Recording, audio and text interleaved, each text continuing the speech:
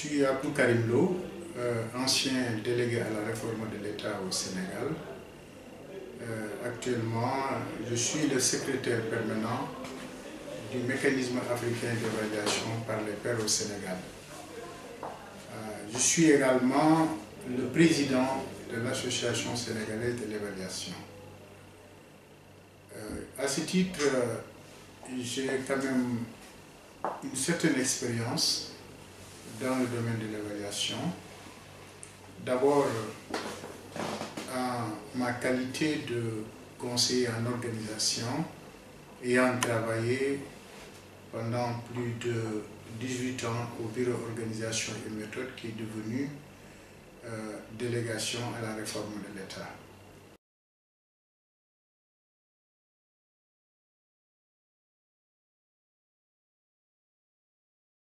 La délégation à la réforme de l'État, entre autres missions, est chargée de développer la culture de l'évaluation dans l'administration publique sénégalaise. C'est la raison pour laquelle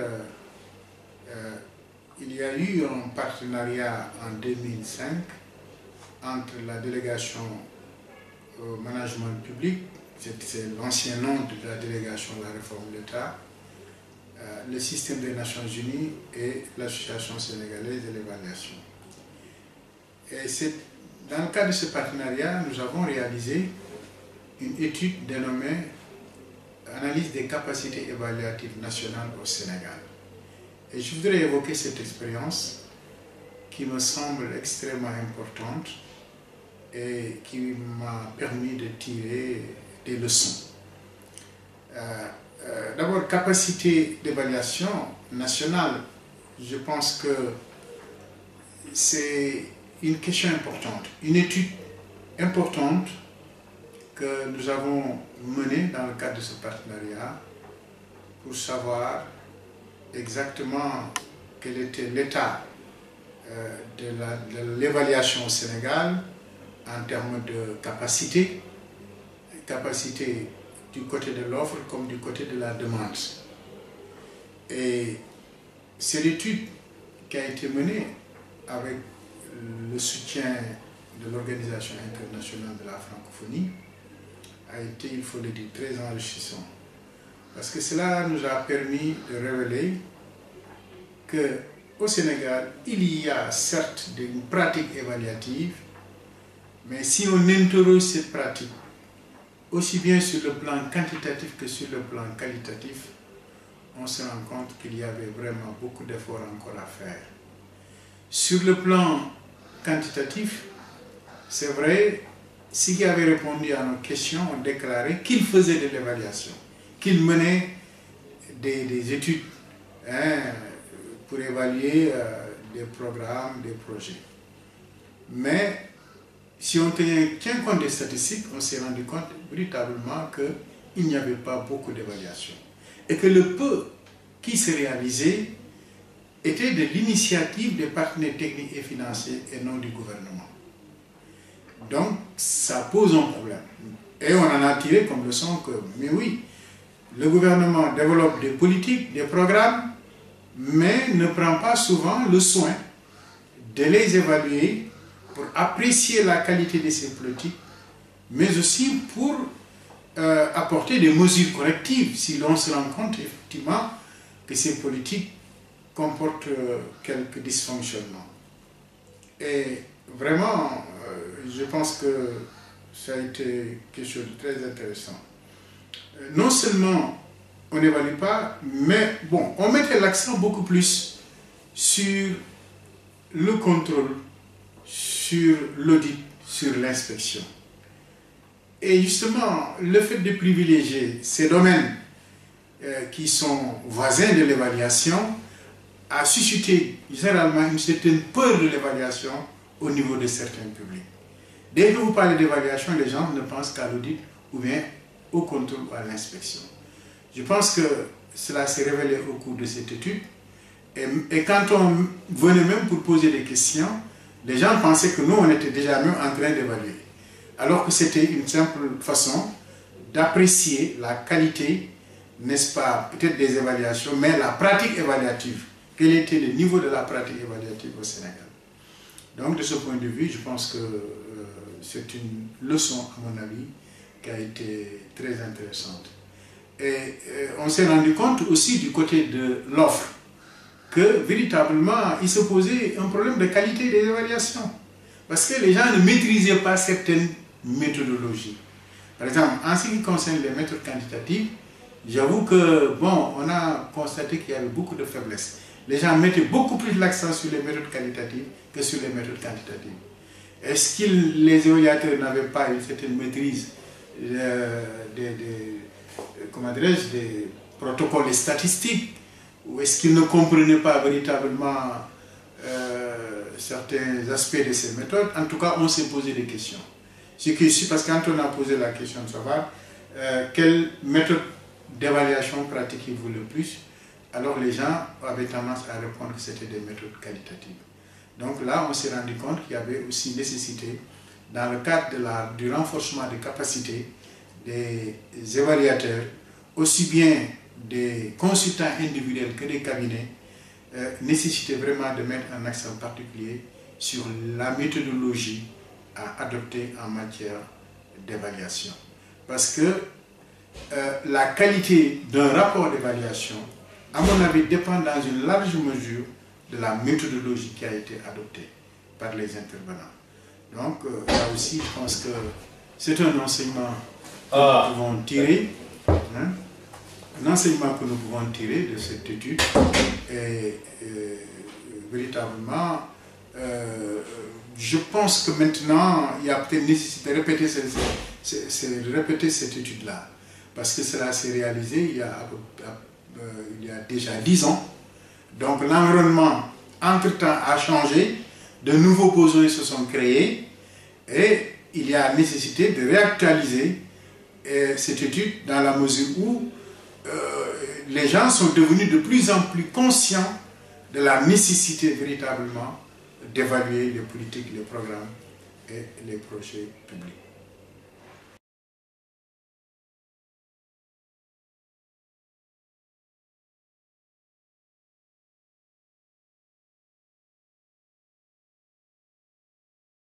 À mon avis, je pense que l'évaluation a de l'avenir.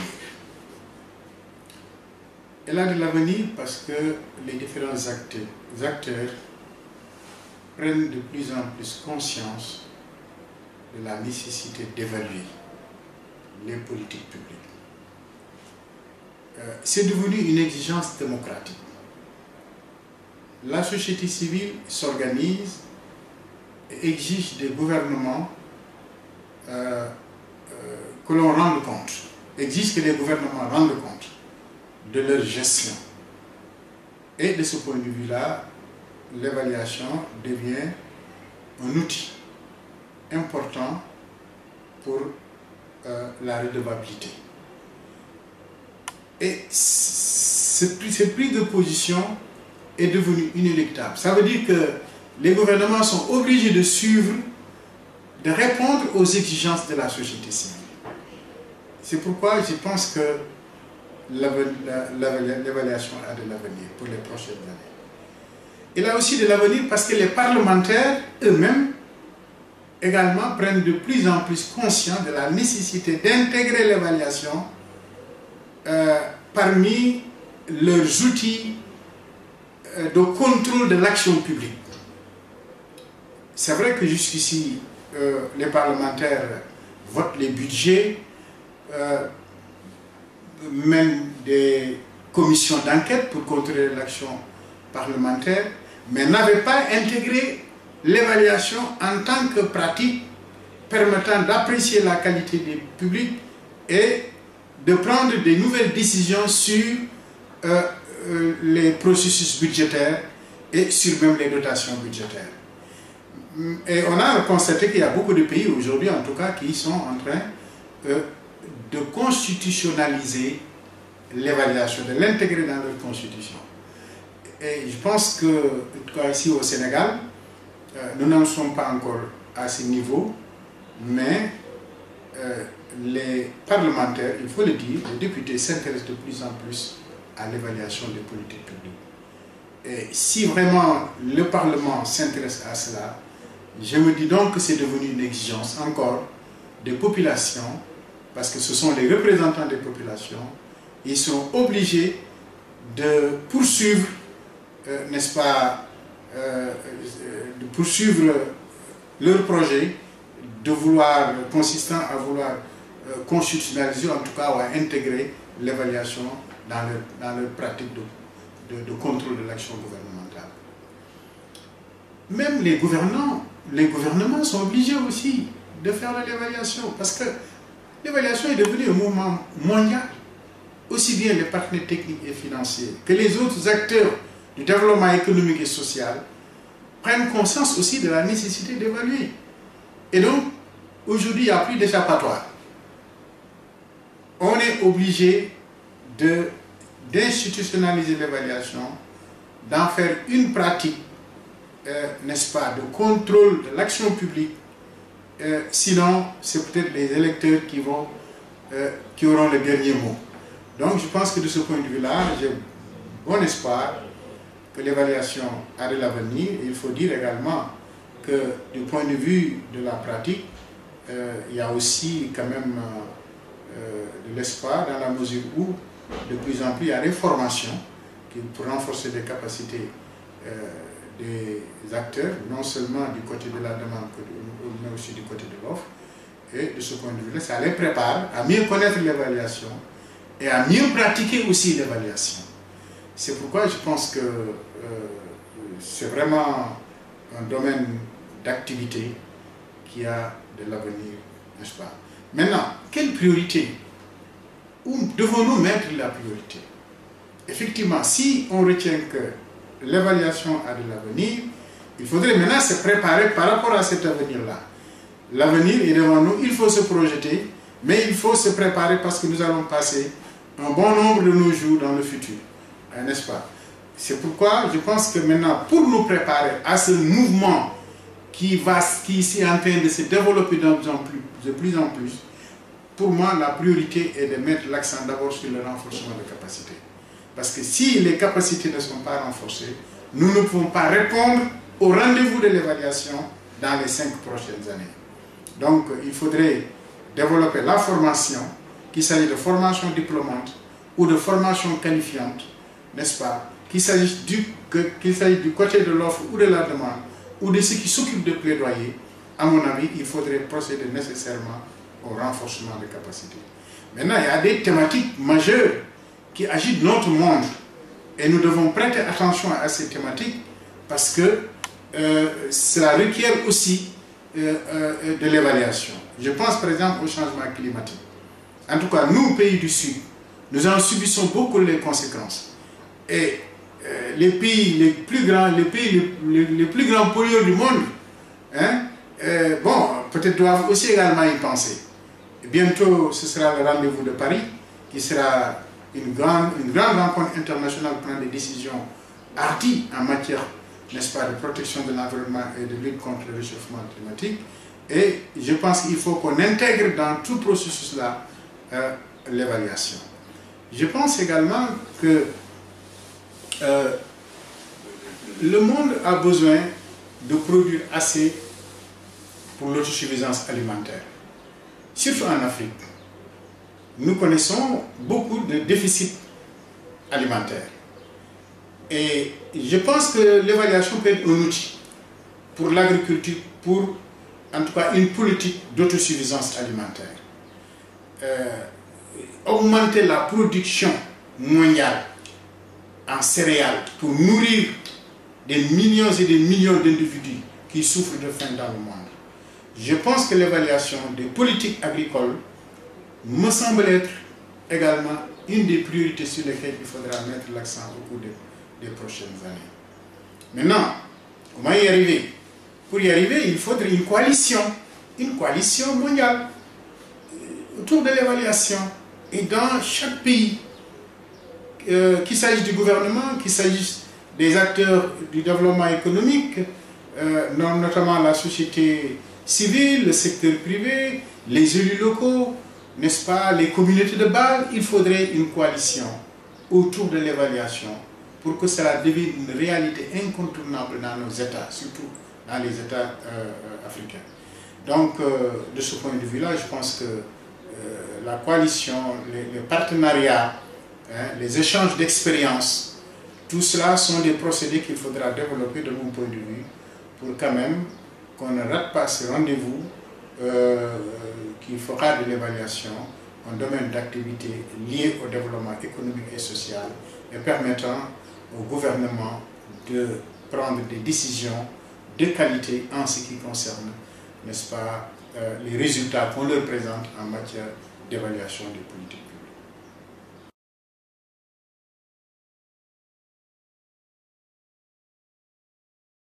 2015 est proclamée Année internationale de l'évaluation par une récente résolution du système des Nations Unies, de l'Assemblée générale des Nations Unies. Je pense que c'est une opportunité. C'est une opportunité pour les gouvernements, c'est une opportunité pour les évaluateurs, c'est une opportunité également pour les partenaires techniques et financiers.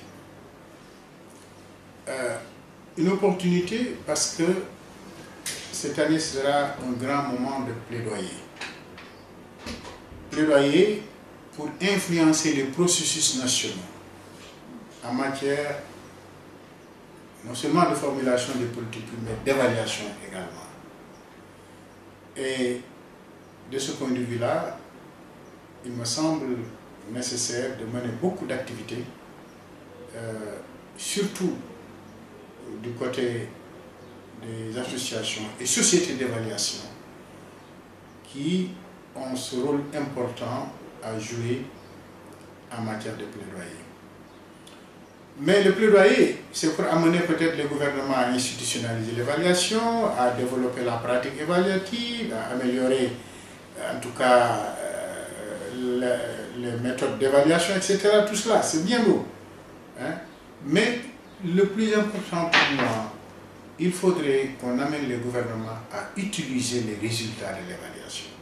Parce que rien ne sert de faire des évaluations et puis de ranger les rapports dans les tiroirs. Pourquoi? Parce que parfois ça ne vous arrange pas. Hein? Et vous avez peut-être peur de prendre la décision, décision peut-être qui pourrait aller à l'encontre des intérêts de quelqu'un. Donc je pense que l'utilisation des résultats de l'évaluation, pour moi, est une opportunité au cours de cette année internationale de l'évaluation, pour faire en sorte que, d'abord qu'il y ait de bonnes évaluations, mais qu'on utilise les rapports, les résultats des rapports d'évaluation. L'année internationale de l'évaluation est aussi une année peut-être de bilan, parce qu'il y a beaucoup d'activités qui ont été menées antérieurement pour le développement de l'évaluation, mais nous devons peut-être nous arrêter et nous dire, mais au fond, qu'est-ce que nous avons fait jusqu'ici? Avons-nous bien fait? Devrions-nous réorienter nos actions pour renforcer davantage la culture de l'évaluation dans nos pays? J'estime que, effectivement, c'est vraiment une bonne opportunité et il faudrait maintenant célébrer ça, pas de façon isolée, mais dans le cadre de partenariat qu'on peut nouer entre les sociétés d'évaluation, les gouvernements, les systèmes des Nations Unies et autres associations de la société civile, les instituts de formation qui en fait, en évaluation. Donc, je pense que si on met en place un partenariat assez large, assez dynamique, qui prend en compte les préoccupations des différents acteurs concernés, il me semble qu'on arrivera quand même à définir de bons plans d'action pour célébrer l'année internationale de l'évaluation. Voilà.